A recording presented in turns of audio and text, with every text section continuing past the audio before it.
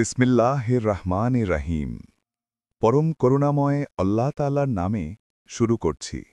হজরত মুহাম্মদ সাল্লাল্লাহু আলাইহি সাল্লামের শৈশব ও দুধমা হালিমা সাদিয়া রাদিয়াল্লাহু আনহার গৃহে আশীর্বাদের সূচনা। আরব উপত্যকার ইতিহাসে এমন এক রাত্রি নেমে এসেছিল যার মহিমা সমগ্র মানবজাতির ইতিহাসে অম্লান হয়ে থাকবে অনন্তকাল। মক্কার সে শুভ রাত্রিতে রবিউল আওয়াল মাসের ১২ তারিখে কুরাইশ বংশে জন্ম নিলেন মানবতার মুক্তির প্রতীক, বিশ্বনবী, মহান নেতা হজরত মুহাম্মদ সাল্লাল্লাহু আলাইহি সাল্লাম। তার জন্মের পূর্বক্ষণে এমন অনেক অলৌকিক ঘটনা সংঘটিত হয় যা মানুষকে বিস্মিত করে দেয়। পারস্যের কিসরার প্রাসাদের চূড়াগুলো ভেঙে পড়ে, আগুনের মন্দিরের সহস্র বছরের জ্বলন্ত শিখা নিভে যায়, আর আরবের আকাশে নেমে আসে এক শান্তির বার্তা। মানবতার পথপ্রদর্শক আগমন করেছেন।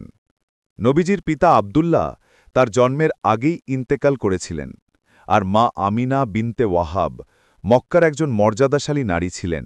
তিনি তার নবজাতক পুত্রকে বুকে তুলে নিয়েছিলেন এমন ভালোবাসায় যা একদিকে মায়ের স্নেহ, অন্যদিকে নবুয়তের নূরের প্রতি অনুভূতির মিশ্রণ। নবীজির মুখমণ্ডল ছিল এমন উজ্জ্বল যেন তার মুখ থেকে আলো বিচ্ছুরিত হচ্ছে। তিনি যখন পৃথিবীতে আগমন করলেন তখন গোটা ঘর আলোকিত হয়ে উঠল। সেই সময় আরবের এক সামাজিক রীতি ছিল, শহরের শিশুদের দুধ পান ও লালন পালনের জন্য মরুভূমির দুধ মাতাবে কাছে পাঠানো হতো। এতে শিশুরা বিশুদ্ধ আরবি ভাষা শেখে এবং শারীরিকভাবে বলিষ্ঠ হয়। হালিমা সাদিয়া রাদিয়াল্লাহু আনহা বনি সাদ গোত্রের একজন সৎ ও ধৈর্যশীলা নারী ছিলেন। তিনি এবং তার স্বামী হারিস ইবনে আব্দুল উজ্জা সেই বছর মক্কায় গিয়েছিলেন যাতে তারা কোনো শিশুকে দুধ পান করাতে পারেন এবং কিছু পারিশ্রমিক পেতে পারেন। কিন্তু সেই বছর মরুভূমিতে ছিল তীব্র খরা, তাদের উট ছিল শুকনো, গাধা ছিল দুর্বল, আর হালেনার কোলে থাকা নিজ সন্তানকেও তিনি পর্যাপ্ত দুধ দিতে পারছিলেন না। সব দুধমাতারা মক্কায় গিয়ে ধনী পরিবারের শিশুকেই খুঁজছিলেন। কেউই এতিম শিশু নিতে চাইছিল না, কারণ তারা জানত অনাথ শিশুর পক্ষ থেকে অর্থ পাওয়া যাবে না। কিন্তু আল্লাহ তাআলা হালিমা সাদিয়া রাদিয়াল্লাহু আনহার হৃদয়ে এক অনির্বচনীয় অনুভূতি জাগিয়ে তুললেন। তিনি তার স্বামীকে বললেন, চলো আমরা এই অনাথ শিশুটিকে নিয়ে যাই, হয়তো আল্লাহ তাআলা আমাদের জন্য এতে কোনো বরকত রেখেছেন। তার স্বামী সম্মতি দিলেন। হালিমা নবীজিকে কোলে নিলেন এবং সেই মুহূর্ত থেকেই তাদের জীবনে শুরু হল অলৌকিক পরিবর্তনের ধারা। যেই নবীজিকে বুকে জড়িয়ে ধরলেন, সঙ্গে সঙ্গে তার স্তনে দুধ আসতে লাগল, যা তিনি অনেক দিন ধরে পাননি। তাদের উট যেটি শুকিয়ে গিয়েছিল সেটি তখনই দুধে ভরে গেল, আর তাদের দুর্বল গাধাটি এমন দ্রুত চলতে লাগল যে অন্য দুধমাতারা অবাক হয়ে বলল, হালিমা, তুমি কি নতুন কোনো বাহন এনেছ? সেই মুহূর্ত থেকেই তারা বুঝতে পারলেন এই শিশু সাধারণ শিশু নন। মরুভূমির রোদে যখন তারা চলছিলেন, হালিমা লক্ষ্য করলেন নবীজির মুখের উপর কখনোই সরাসরি সূর্যের আলো পড়ছে না, যেন কোনো মেঘের ছায়া সর্বদা তাকে রক্ষা করছে। এটি ছিল আল্লাহর পক্ষ থেকে প্রথম ইঙ্গিত যে তিনি হচ্ছেন আল্লাহর প্রিয় রাসূল, যাকে তার শৈশব থেকেই রক্ষা করা হবে সমস্ত বিপদ থেকে। যখন তারা বনি সাদ গোত্রে ফিরে এলেন, তখন তাদের আশেপাশের লোকেরা দেখল তাদের জীবনে যেন নতুন প্রাণ ফিরে এসেছে। তাদের উট, ছাগল, গরু প্রচুর দুধ দিতে শুরু করল, জমি উর্বর হয়ে উঠল, এমনকি তাদের ঘরে এক অদ্ভুত প্রশান্তি বিরাজ করতে লাগল। হালিমা সাদিয়া রাদিয়াল্লাহু আনহা ও তার স্বামী হারিস বললেন, নিশ্চয়ই এই শিশুটি বরকতের প্রতীক। শিশু মুহাম্মদ সাল্লাল্লাহু আলাইহি সাল্লাম বড় হতে লাগলেন এক শান্ত, মার্জিত ও বিনয়ী বালক হিসেবে। তিনি কখনো অযথা হাসতেন না, কখনো ঝগড়া করতেন না, আর সবসময় ভাবনায় থাকতেন। ছোটবেলাতেই তার চেহারায় এক আলোকিত মর্যাদা প্রকাশ পেত। তার মধ্যে ছিল এমন এক শান্ত নূর যা তাকে অন্য শিশুদের থেকে আলাদা করে তুলেছিল। হালিমা সাদিয়া রাদিয়াল্লাহু আনহা তাকে নিজের সন্তানদের থেকেও বেশি ভালোবাসতেন। তার কোলে নবীজি যখন ঘুমাতেন, তার মনে হতো যেন তিনি জান্নাতের সুবাসে আচ্ছন্ন হয়ে আছেন। নবীজির হাসি দেখলে তার চোখে আনন্দাশ্রু চলে আসত। এই ভালোবাসা কেবল মাতৃত্বের ছিল না, বরং এটি ছিল সেই মায়া যা আল্লাহ একটি বিশেষ তৃষ্ট হৃদয় সৃষ্টি করেন যেন সে তার প্রিয় নবীকে স্নেহে লালন করতে পারে। বনি সাদের মরুভূমিতে নবীজির শৈশব ছিল অলৌকিক ঘটনায় ভরপুর। প্রতিটি সকাল যেন নতুন কোনো রহমতের বার্তা নিয়ে আসত। পশুপাল বাড়তে লাগল, গৃহে বরকত আসতে লাগল, এবং গোত্রের অন্যরা বুঝতে পারল যে এই শিশু সাধারণ কেউ নন। একদিন হালিমা সাদিয়া রাদিয়াল্লাহু আনহা তার স্বামীকে বললেন, তুমি কি লক্ষ্য করেছ আমাদের গরু, উট সবার অবস্থায় আগের চেয়ে উন্নত? তার স্বামী বললেন, হ্যাঁ, আমি বুঝেছি, নিশ্চয়ই এই শিশুর মধ্যে আল্লাহর রহমত আছে। রাতের আকাশে যখন তারা ঝলমল করত, তখন ছোট্ট নবীজি সাল্লাল্লাহু আলাইহি সাল্লাম প্রায়শই আকাশের দিকে তাকিয়ে থাকতেন। তার চোখে যেন এক অদ্ভুত আকর্ষণ জ্বলজ্বল করত, যেন তিনি আকাশের ওপারে কোনো গোপন বার্তা শুনছেন। হালিমা সাদিয়া রাদিয়াল্লাহু আনহা মাঝে মাঝে তাকে ঘুমন্ত অবস্থায় দেখতেন, তার মুখে হাসি, যেন কোনো ফেরেশতা তার কানে কিছু ফিসফিস করছে। এভাবেই কেটে যাচ্ছিল নবীজির শৈশবের দিনগুলো, প্রশান্তিতে, নূরের আলোয়। বনিসাদের মরুভূমিতে তখন যেন এক বিশেষ পরিবেশ বিরাজ করছিল। বাতাস ছিল কোমল, পশুরা শান্ত, বৃষ্টি নিয়মিত, এবং মানুষের মুখে ছিল হাসি। সবাই জানত যে আল্লাহর কোনো বিশেষ বান্দা তাদের মাঝে অবস্থান করছেন। কিন্তু একদিন সেই মরুভূমির নিস্তব্ধতাকে ভেঙে দিল এক অদ্ভুত শব্দ। দূরে কোথাও পশুপাল আতঙ্কে ছুটতে লাগল, পাখিরা উড়ে গেল আকাশে। বালুর ঢিবির ওপারে দেখা গেল এক সিংহের অবয়ব। হালিমা সাদিয়া রাদিয়াল্লাহু আনহার পরিবার তখনও জানত না এই ঘটনার মাধ্যমে প্রকাশ পেতে যাচ্ছে নবুয়তের এক মহান নিদর্শন। এই ঘটনার মধ্যে দিয়েই শুরু হবে সেই অলৌকিক মুহূর্ত যখন ছোট্ট মোহাম্মদ সাল্লাল্লাহু আলাইহি সাল্লাম তার শৈশবেই সৃষ্টির ওপর আল্লাহ প্রদত্ত ক্ষমতার এক ঝলক প্রকাশ করবেন। বনিসাদের সেই নীরব মরুভূমিতে যখন হালিমা সাদিয়া রাদিয়াল্লাহু আনহার ঘরে একের পর এক বরকতের স্রোত বইতে লাগল, তখন গোত্রের মানুষরা বুঝতে পারল যে তাদের মাঝে এমন এক শিশু রয়েছে যার উপস্থিতিতেই আল্লাহর রহমত বর্ষিত হচ্ছে। ছোট্ট মোহাম্মদ সাল্লাল্লাহু আলাইহি ওয়াসাল্লাম তখন বয়সে 4 বা 5 বছরের বেশি হবেন না। তার চোখে ছিল কোমলতা, কণ্ঠে ছিল প্রশান্তি, কিন্তু আচরণে ছিল এমন এক প্রজ্ঞা ও মর্যাদা যা শিশুদের মধ্যে সাধারণত দেখা যায় না। একদিন হালিমা সাদিয়া রাদিয়াল্লাহু আনহার স্বামী পশুপাল চড়াতে গিয়েছিলেন, আর ছোট মোহাম্মদ সাল্লাল্লাহু আলাইহি ওয়াসাল্লামও মাঝে মাঝে তাদের ছাগলগুলোর সাথে খেলতে যেতেন। সেদিন সকালটা ছিল রৌদ্রোজ্জ্বল, মরুভূমির বাতাসে হালকা উত্তাপ, কিন্তু অদ্ভুত এক নীরবতা বিরাজ করছিল। দূরে দূরে শোনা যাচ্ছিল পশুর ঘণ্টাধ্বনি আর পাখিদের সুরেলা ডাক। হালিমা তার ঘরের সামনে বসে দুধ ছেঁকে নিচ্ছিলেন। হঠাৎ শুনলেন ছাগলগুলো অস্থির হয়ে উঠছে। কিছুক্ষণ পরই চারদিক থেকে মানুষের চিৎকার শোনা গেল, সিংহ, সিংহ এসেছে! মরুভূমির পথে এক ভয়ঙ্কর সিংহ দেখা দিয়েছে।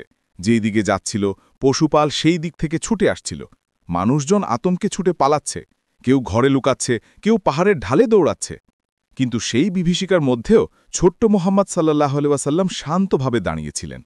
তার ছোট হাত দুটি পাশে, চোখে এক শান্ত আলো। তার কোনো ভয় ছিল না, কোনো উদ্বেগ ছিল না। যখন মানুষ ছুটে পালাতে লাগল, তখন দেখা গেল সিংহটি ধীরে ধীরে নবীজির দিকে এগিয়ে আসছে। হালিমা সাদিয়া রাদিয়াল্লাহু আনহা দূর থেকে এই দৃশ্য দেখে হতভম্ব হয়ে গেলেন। তার হৃদয় থেমে যেতে চাইল। তিনি দৌড়াতে লাগলেন, কিন্তু মনে হচ্ছিল পা যেন ভারী হয়ে গেছে। তার কণ্ঠে আর্তনাদ, আল্লাহ, আমার সন্তান, তাকে রক্ষা করো। কিন্তু তখন এক আশ্চর্য ঘটনা ঘটল। সিংহটি নবীজির কাছে এসে থেমে গেল। সে কোনো গর্জন করল না, বরং ধীরে ধীরে মাথা নিচু করে বসে পড়ল। ছোট্ট নবীজির চোখে কোনো ভয় ছিল না, বরং তার চোখে ছিল দয়া ও মমতার ছায়া। বলা হয় সিংহটি তার চোখের দিকে তাকিয়েই শান্ত হয়ে পড়েছিল। মনে হচ্ছিল সে চিনে ফেলেছে এই শিশু সাধারণ কেউ নয়, এ সেই সত্তা যার আগমনের সংবাদ আকাশের ফেরেশতারা বহু যুগ আগে শুনেছিল। সেই মুহূর্তে ছোট্ট নবীজি সাল্লাল্লাহু আলাইহি ওয়াসাল্লাম সিংহটির দিকে কোমল কণ্ঠে বললেন, তুমি কেন মানুষকে ভয় দেখাচ্ছ? যাও, তোমার রিজিক অন্য পথে পৌঁছে যাবে। আল্লাহ তোমার জন্য যথেষ্ট। সিংহটি যেন তার এই বাক্যের অর্থ বুঝতে পারল। সে মাথা নিচু করে 3 বার হালকা শব্দ করল, যেন সালাম জানাচ্ছে। এরপর ধীরে ধীরে ঘুরে মরুভূমির অন্য প্রান্তে চলে গেল। চারপাশের লোকেরা দূর থেকে এই দৃশ্য দেখছিল, কেউ বিস্ময়ে, কেউ ভয়ে, কেউ অশ্রুসিক্ত চোখে। যখন হালিমা সাদিয়া রাদিয়াল্লাহু আনহা নবীজির কাছে পৌঁছালেন, তিনি দেখলেন শিশুটি সম্পূর্ণ শান্ত। তার চেহারায় কোনো ভয় নেই, বরং তিনি হাসছেন এক স্নিগ্ধ হাসি নিয়ে। তার গায়ে কোনো ধুলো নেই, কোনো আঁচড়ও নেই। হালিমা তাকে বুকে জড়িয়ে ধরে কাঁদতে লাগলেন, আর নবীজি ছোট্ট কণ্ঠে বললেন, মা, ভয় পেও না, আল্লাহ আমাকে রক্ষা করেছেন। এই দৃশ্য হালিমা সাদিয়া রাদিয়াল্লাহু আনহাকে আরও গভীরভাবে বুঝিয়ে দিল যে এ শিশুর প্রতিটি শ্বাসে আল্লাহের রহমত লুকিয়ে আছে। এরপর তিনি এবং তার স্বামী সিদ্ধান্ত নিলেন তাকে আরও যত্নে এবং ভালোবাসায় লালন করবেন। সেই রাতেই যখন তারা ঘুমোচ্ছিলেন তারা শুনলেন যেন বাইরে বাতাসে কোনো অদ্ভুত সুবাস ভেসে বেড়াচ্ছে। হালিমা বাইরে এসে দেখলেন সেই পথের ধারে যেখানে সিংহটি বসেছিল সেখানকার বালু থেকে এক মৃদু সুগন্ধ বের হচ্ছে, যেন ফুলের পাপড়ি ছড়িয়ে আছে। তিনি অবাক হয়ে বুঝলেন আল্লাহর প্রিয় রসুলের সংস্পর্শে আসা স্থানও রহমতের নিদর্শনে পরিণত হয়। পরদিন গোত্রের প্রবীণরা এসে এই ঘটনার কথা শুনলেন।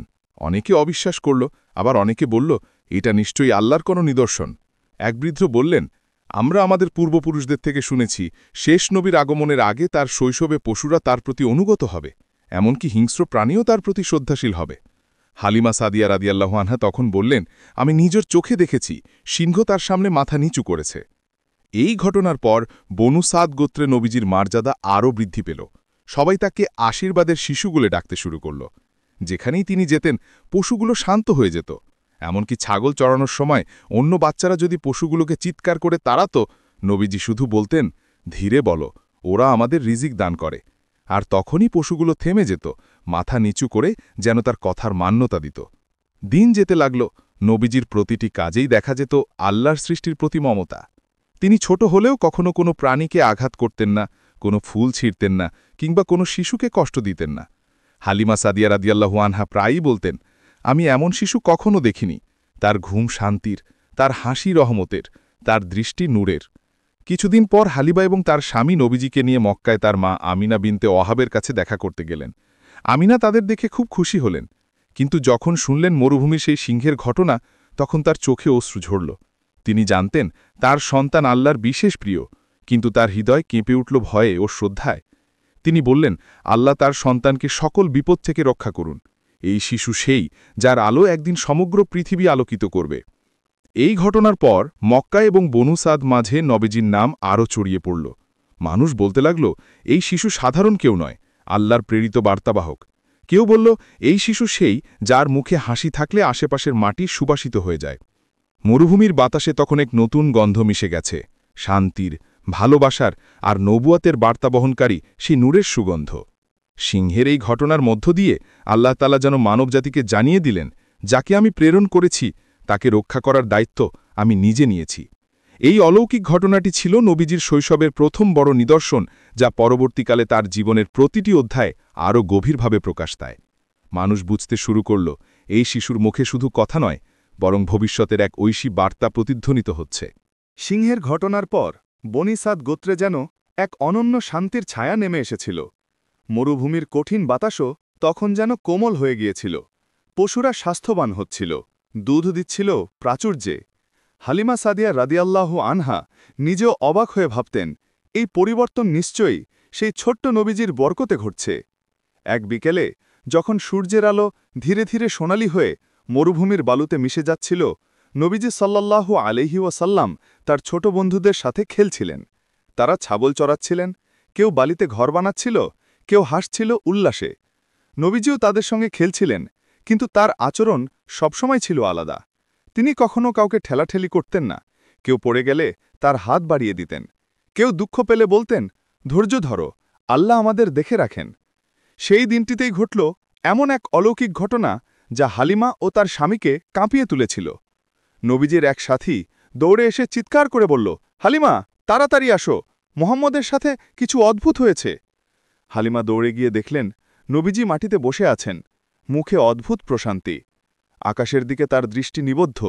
তার পোশাক কিছুটা ধুলোয় ভরা, কিন্তু শরীরে কোনো আঘাত নেই। হালিমা তাকে জড়িয়ে ধরে বললেন, বাচ্চা, কি হয়েছে তোমার? নবীজি ধীরে বললেন, দুই সাদা পোশাক পরা লোক এসেছিল। তারা আমাকে শুইয়ে আমার বুক খুলে কিছু পরিষ্কার করল, তারপর ফেরত রেখে দিল। হালিমা ভয় পেয়ে গেলেন। তিনি চারপাশে তাকালেন, কিন্তু সেখানে কেউ নেই। তার স্বামী এসে তাকে শান্ত করলেন আর নবীজির দেহ পরীক্ষা করলেন। বুকের মাঝখানে এক হালকা দাগ দেখা গেল, যেন কেউ সেখানে আলতোভাবে রেখা টেনেছে। এই ঘটনাকে বলা হয় শরহে সাদ, অর্থাৎ নবীজির হৃদয় পরিশোধন। ইসলামী ইতিহাসে বর্ণিত হয়েছে, ফেরেস্তা জিব্রাইল আলাইহিস সালাম ও তার সহকারী ফেরেস্তা নবীজির কাছে এসে তার হৃদয় থেকে শয়তানের কোনো প্রভাব মুছে দেন এবং সেই স্থানে ঈমান ও হিকমতের আলো ভরে দেন। এ ছিল নবুয়তের প্রস্তুতির প্রাথমিক ধাপ। হালিমা সাদিয়া রাদিয়াল্লাহু আনহা তখন ভয়ে কাঁপছিলেন, কিন্তু নবীজির মুখে ছিল শান্তির হাসি। তিনি মাকে বললেন, ভয় পেও না মা, তারা আমাকে পরিষ্কার করেছেন আল্লাহর আদেশে। এই দৃশ্য দেখে হালিমা বুঝলেন এ শিশু সাধারণ কেউ নয়, এ সেই যার হৃদয় আল্লাহ নিজ হাতে পরিশুদ্ধ করেছেন, যাতে একদিন তিনি সারা মানবজাতির জন্য শান্তির বার্তা আনতে পারেন। এরপর থেকে নবীজির চোখে যেন এক বিশেষ আলো ফুটে উঠল। তার দৃষ্টি গভীর, কথাগুলো জ্ঞানপূর্ণ। একদিন তার ছোট বন্ধু তাকে জিজ্ঞাসা করল, তুমি কি ভয় পাও না মরুভূমির পশুদের? নবীজি বললেন, না, কারণ সব সৃষ্টি আল্লাহর আদেশে চলে, কেউ কাউকে ক্ষতি করতে পারে না যদি আল্লাহ তা না চান। এমন জবাব শুনে শিশুরা হতবাক হয়ে যেত। তারা বুঝতে পারত না কেমন করে এত ছোট একজন শিশু এমন জ্ঞানের কথা বলতে পারে। কিন্তু নবীজির কণ্ঠে ছিল এমন এক শক্তি ও প্রশান্তি যা শুনে সবাই নিশ্চুপ হয়ে যেত। একদিন হালিমা তাকে কোলে নিয়ে বসেছিলেন। নবীজি তাকে জিজ্ঞাসা করলেন, মা, আকাশে যে তারা জ্বলে, তারা কি সব আলাদা আলাদা? হালিমা হেসে বললেন, হ্যাঁ, সেগুলো আলাদা। নবীজি বললেন, একদিন এই তারা, সূর্য আর চাঁদও আমার প্রতি সালাম জানাবে। তখন হালিমা শুধু তাকিয়ে রইলেন। শিশুটি কি অসাধারণ দৃঢ়তার সঙ্গে কথা বলছে, যেন সে ভবিষ্যৎ দেখছে। যখন নবীজির বয়স প্রায় 5 বছর, তখন হালিমা সাদিয়া রাদিয়াল্লাহু আনহা তাকে মক্কায় তার মা আমেনা বিনতে ওয়াহাবের কাছে ফিরিয়ে দেওয়ার সিদ্ধান্ত নিলেন। তার মন ভেঙে যাচ্ছিল, কারণ তিনি বুঝতে পেরেছিলেন এই শিশুটি তার জীবনে আল্লাহর সবচেয়ে বড় আশীর্বাদ। কিন্তু তবুও মা সন্তানের পুনর্মিলনের সময় এসে গেছে। মক্কায় এসে নবীজিকে মা আমেনার কোলে তুলে দেওয়া হলো। আমেনা তাকে বুকে টেনে নিয়ে চুমু খেতে খেতে কেঁদে ফেললেন। তার বুক ভরে গেল ভালোবাসা আর গর্বে। হালিমা তার চোখের জল মুছে দিয়ে বললেন, এই শিশু তোমাদের মর্যাদা বাড়াবে, তোমাদের নাম উজ্জ্বল করবে। মক্কার বাতাস যেন নবীজির ফেরার সঙ্গে সঙ্গে নতুন এক আলো পেল। শহরের চারপাশে শান্তি নেমে এলো। লোকেরা প্রায়ই বলত, আমেনা বিনতে ওয়াহাবের শিশুর মুখ দেখলেই মনে প্রশান্তি আসে। নবীজি খেলতেন, কিন্তু কখনও অন্য শিশুদের মতো দুষ্টুমি করতেন না। তিনি সবসময় হাসিখুশি, ভদ্র ও বিনয়ী ছিলেন। একদিন আমেনা তাকে নিয়ে মদিনায় গিয়েছিলেন, যেখানে তার মাতৃকুল বাস করত। সেখানে যাওয়ার পথে তিনি তার শিশুকে বুকে নিয়ে বলেছিলেন, আমার প্রিয় সন্তান, তোমার জন্মের দিন আমি দেখেছিলাম যে আমার গর্ভ থেকে এমন আলো বের হচ্ছিল যা সিরিয়ার প্রাসাদ পর্যন্ত আলোকিত করে দিয়েছিল। এই কথাগুলো শুনে নবীজি হাসলেন। তার ছোট ছোটে এক রহস্যময় প্রশান্তি। তিনি তখনও বুঝতেন না তার আগমন কত বড় বার্তা বহন করছে পৃথিবীর জন্য। ফেরার পথে আমেনা অসুস্থ হয়ে পড়েন। তারা আবওয়া নামে এক স্থানে পৌঁছালে তার অসুস্থতা বেড়ে যায়। তখন তিনি ছোট মোহাম্মদ সাল্লাল্লাহু আলাইহি ওয়াসাল্লামকে কাছে টেনে নিয়ে বললেন, আমার সন্তান, আমি শীঘ্রই আল্লাহর ডাকে সাড়া দিব, কিন্তু ভয় পেও না। তোমার রক্ষা করবে সেই মহান প্রভু, যিনি তোমার জন্মের আগেই তোমাকে বেছে নিয়েছেন। তোমার ভবিষ্যৎ আলোকিত হবে সমগ্র পৃথিবীর জন্য। এই কথা বলেই তিনি তার আত্মা আল্লাহর কাছে সঁপে দিলেন। নবীজি তখন এতটাই ছোট ছিলেন যে তার চোখে জল থেমে থাকেনি। তিনি নিঃশব্দে মায়ের নিথর মুখের দিকে তাকিয়ে রইলেন। মরুভূমির বাতাসে তার অশ্রু মিশে গেল, আর আকাশের তারা যেন তার ব্যথার সাক্ষী হয়ে জ্বলে উঠল। এই সময়টিতেই উম্মে আয়মান নামে এক নারী, যিনি আমিনার দাসী ছিলেন, নবীজিকে কোলে তুলে নিয়েন এবং তাকে নিয়ে মক্কায় ফিরে গেলেন। এত ছোট বয়সে মায়ের মৃত্যু সত্ত্বেও নবীজির মুখে কোনো অভিযোগ ছিল না। তিনি শুধু আকাশের দিকে তাকিয়ে বলেছিলেন, আমার রব আমার সঙ্গে আছেন। এই ছোট বাক্যটি ছিল এমন এক বিশ্বাসের ঘোষণা যা তার সমগ্র জীবনের ভিত্তি হয়ে দাঁড়ায়। কারণ নবীজি শৈশব থেকে আল্লাহর উপর পূর্ণ আস্থা রাখতেন। কোনো বিপদ, কোনো দুঃখ, কোনো একাকিত্ব তার মনকে দুর্বল করতে পারেনি। এই সময়টিতেই নবীজির মধ্যে এমন এক পরিণত চিন্তা প্রকাশ পেতে থাকে যা শিশুদের মধ্যে খুবই বিরল। তিনি একদিন উম্মে আয়মানকে বলেছিলেন, মা, দুনিয়ার সব কিছু শেষ হয়ে যাবে, কিন্তু আল্লাহর ভালোবাসা কখনো শেষ হবে না। এই কথাগুলো শুনে উম্মে আয়মান কেঁদে ফেলেছিলেন। তিনি বুঝতে পারলেন এই শিশুর হৃদয়ে এমন আলো আছে যা কোনো মানব শিক্ষায় অর্জন করা সম্ভব নয়। সেই আলোই হবে একদিন কুরআনের আলো। সেই শিশুর জিহ্বায় উচ্চারণ করবে এমন বাণী, রহমাতুল্লিল আলামিন, অর্থাৎ সমগ্র সৃষ্টির জন্য রহমত। সেই শিশুর জিহ্বায় উচ্চারণ করবে এমন বাণী, রহমতুল্লিল আলামিন, অর্থাৎ সমগ্র সৃষ্টির জন্য রহমত। সেই শিশুর জিহ্বায় উচ্চারণ করবে এমন বাণী, রহমতুল্লিল আলামিন, অর্থাৎ সমগ্র সৃষ্টির জন্য। মক্কার পাথুরে মাটি ও মর্যাদাশালী কাবা ঘরের ছায়ায় ছোট মোহাম্মদ সাল্লাল্লাহু আলাইহি ওয়াসাল্লাম তখন দাদা আব্দুল মুতালিবের আশ্রয়ে বড় হচ্ছেন।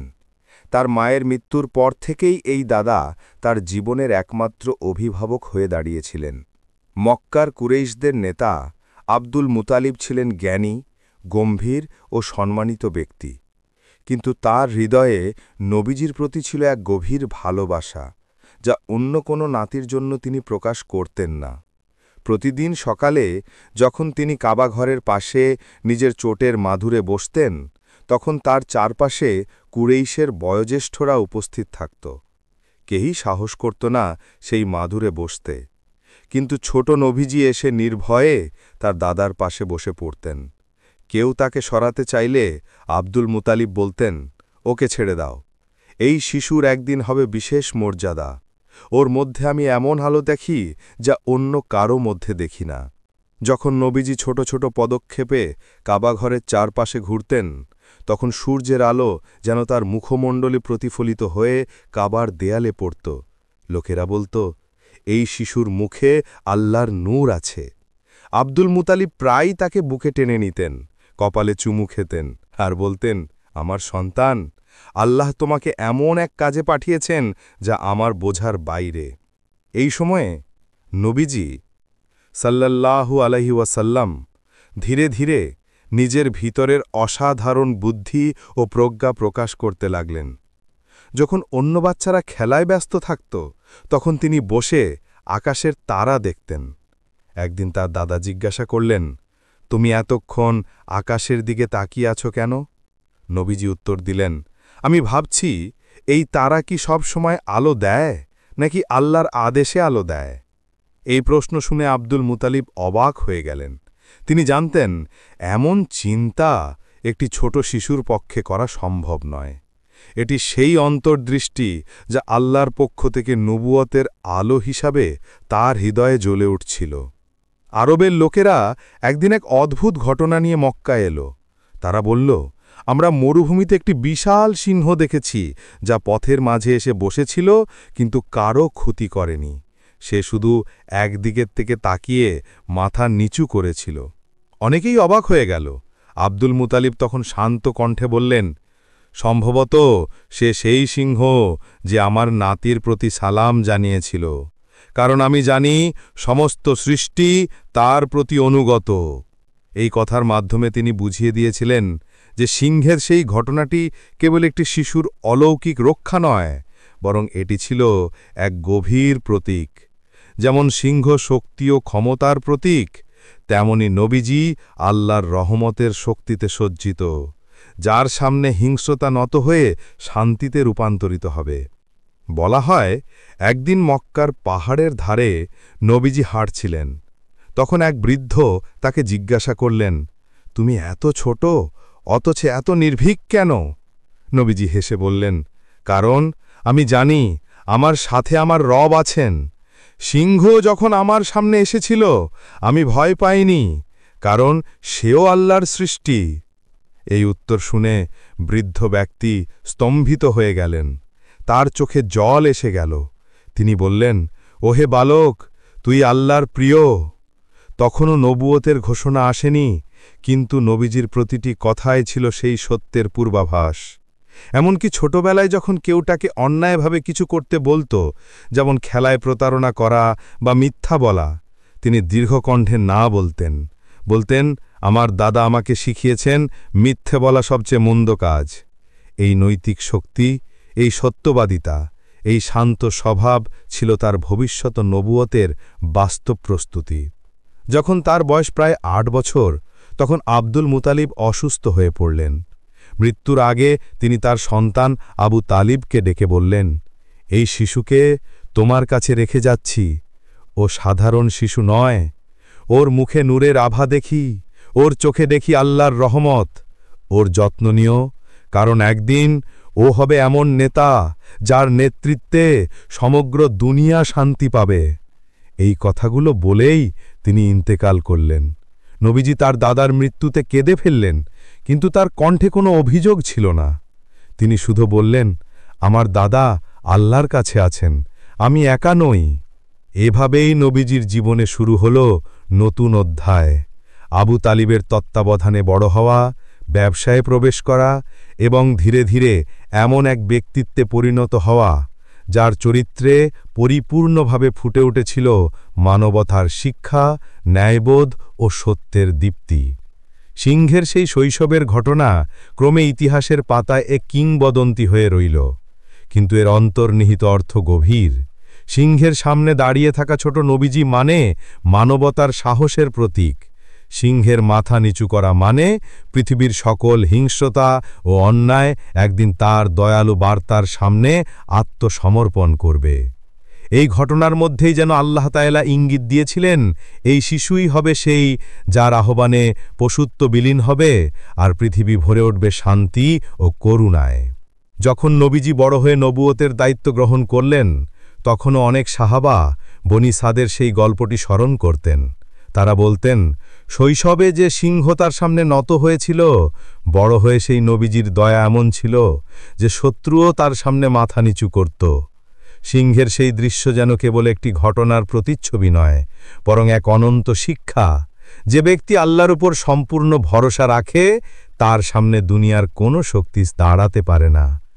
এই বিশ্বাসী নবীজির চরিত্রের মূল ভিত্তি হয়ে দাঁড়িয়েছিল। তার প্রতিটি পদক্ষেপে ছিল আল্লাহর স্মরণ, প্রতিটি সিদ্ধান্তে ছিল করুণা, আর প্রতিটি দৃষ্টিতে ছিল এক গভীর শান্তি।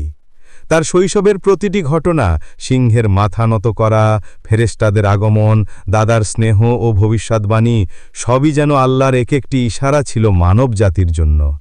এ ছিল সেই প্রস্তুতির অধ্যায় যার পরিণতিতে একদিন তিনি বলবেন, লা ইলাহা ইল্লাল্লাহ মুহাম্মাদুর রাসূলুল্লাহ। আর পৃথিবী সেই বাণীতে জেগে উঠবে অন্ধকার থেকে আলোর পথে, হিংস্রতা থেকে করুণার দিকে, অন্যায় থেকে ন্যায়ের দিকে।